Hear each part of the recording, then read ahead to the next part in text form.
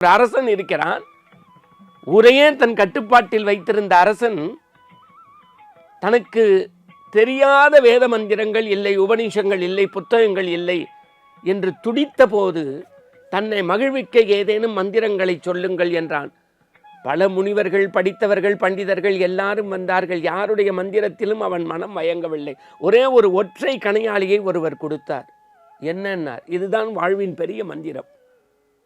உனக்கு இன்பம் வருகின்ற போது அதை கலட்டி பின்னே படித்துப்பார், துன்பம் வருகின்ற போது படித்துப்பார், இந்த மந்திரம் உதவும், இதுதான் பெரிய உபதேசம்னு போயிட்டார். இது நல்லா இருக்கேன்னு வாங்கி போட்டுக்கிட்டார்.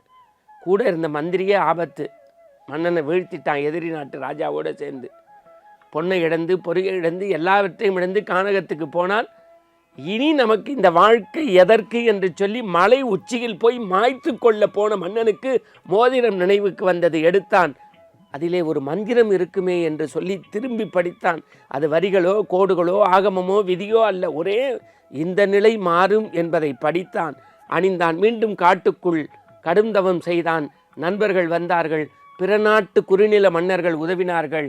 எவன் ஆண்டானோ அவனையே இவர் அடிமைப்படுத்தி மீண்டும் நாட்டை கைப்படுத்தி மகிழ்ச்சியின் உச்சத்திற்கு போனார்.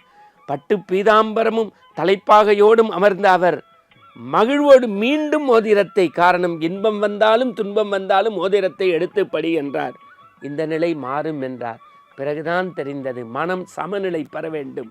மனம் ஒரு ராட்டனம், காலம் மாறும், யாவும் மாறும்.